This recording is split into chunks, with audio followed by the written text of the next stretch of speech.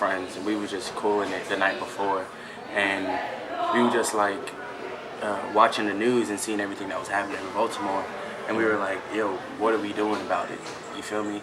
All these other schools, all these other places are doing stuff about it. What are we doing about it? So he was like, tomorrow we're just gonna play in the march. I made a quick flyer in like 15 minutes, and then sent it out there as much as I could. You feel me? And that day, we had no idea it was going to be that much of a turnout, you feel me? Had no idea so many people got the message, so many people was going to come out, you feel me? Off of like 3 minutes of planning. You know, it seems so organized when people televise it and all the pictures and stuff, but I'm just so glad. It's just real surprising that, you know, it's so easy to do something so positive, you feel me? And that's what I really took from all this, you feel me? It's so easy, so easy. I didn't need college to do that, you feel me? I didn't need higher education to do that, you feel me? And it was still positive, you feel me? And it got a good message out there. It was something positive. But it was just real proud to see everybody follow, you feel me? And especially when we blocked off 13, you feel me? I told people to block off a whole highway when cars were coming, you feel me? And they did it. So that just felt really proud that, you know, I got followers and people are, you know, looking up to me, you feel me? So that really changed my perspective on things too, because I gotta change my ways up now, you feel me? Because people looking up to me, you feel me? So I'm just real thankful for it, you feel me? So what was your favorite part? Like, was it the planning that you liked the most, or the actual seeing it? The actual seeing it, the actual being in it, you feel me? The cops coming up to me and telling me, y'all can't be here, and me telling them, yeah, we're allowed to be here, you feel me? That's real powerful, that it, you know, to actually be in it, to actually be in what I've been seeing on the news, actually being in the same place as, you know, past leaders have stood, you feel me? It's real proud. So that was my favorite part. And you're a resident from Baltimore, right? Nah, I'm not actually. Okay. I'm a resident of Montgomery County, Maryland. But that's another point. I mean, that goes to show how the whole matter touched me. Not even just in Baltimore. Police brutality in general. You know, like we just gotta realize that it can't be tolerated, you feel me? And it's not going. It can't be. It has to be stopped. So right, even hearing the people in the background, you know, because I had stopped because my voice had went out plenty of times, and just hearing the people, you know, scream "hands up, don't shoot," even when I stopped, and just see how loud it was. That was a great feeling.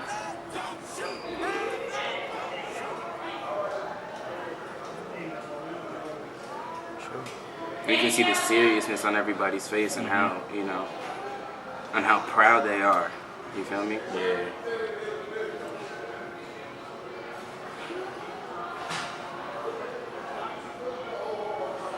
You could tell we're not just there for the publicity. It's actually for meaning, you feel me? Doing the posters and stuff. Because we knew that people weren't going to bring out their own. So we was up for hours doing posters, researching, just everything, just trying to make sure this was right. But you see that it took a couple minutes to just, you know, get the idea and get the word out there, and we were ready and we did it, you know. So it really shows that unity can happen. You know, a lot of people complain about this campus, but one thing we gotta realize is that all we need is organization. You feel me? If we have organization, if we have a leader, if we have a structure, you feel me? That's just ripples in the water, you know? Like, people, ever since the protest, people have been coming up to me asking me, all right, you did a protest, and then what? You feel me? What did that do? And my response to them is, you really don't think that anybody that day took anything back home from that, you know? People will have kids, grow up and have kids. If you didn't know, I have a son myself. So that's why it touches me too, because I'm not trying to have my son live in this type of society, because that could have been him. You feel me? People are gonna grow up and have kids and share this story with them. You feel me? This message is going to be passed on for generations and generations. So this protest mattered. It changed views. People went home that day with a different opinion than before they came out there. And that's what I'm thankful for. That people actually learn from it. People actually getting something from it. Because if we can all come together for a party, we can definitely come together for something positive. And that outcome was way more than UMES parties, So that definitely says something. That UMES has potential. Black people, black HBCUs have potential, We just got to do something with it now. We just got to find a solution. Man, that's it, bro. So, social media, did it help or did it hurt? Because some people, after the protest, like, why are UMES protesting? What are they doing? It's not going to change. I mean, you're always going to have haters, and you can't really say, oh, it's not going to change. If you already have in your mind that it's not going to change, you're a part of the problem. You're tweeting and you're posting all these things that, oh, okay, what is protesting going to do? And you're not doing anything else about it, then you're a part of the problem itself, so.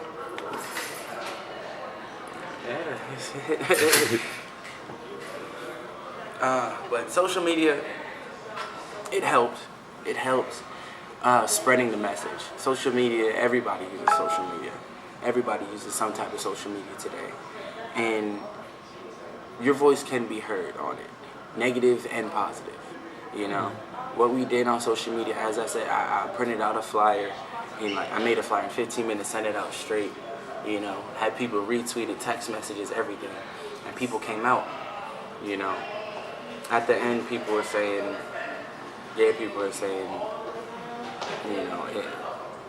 it didn't mean anything. Nothing's gonna change, blah blah blah. But as I said before, it's ripples in the water. This is just one thing, protesting is one thing, but we have to, as I said earlier, organization. We have to come together, create an organization, a structure, and then go from there to create a solution. That's the only way.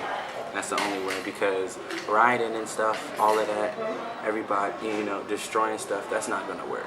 You feel me? The police are successful because they're organized. The military is successful because they're organized. That's why they're beating us. They're organized. If we were organized, if we looked more like how Martin Luther King and Malcolm X protested back then,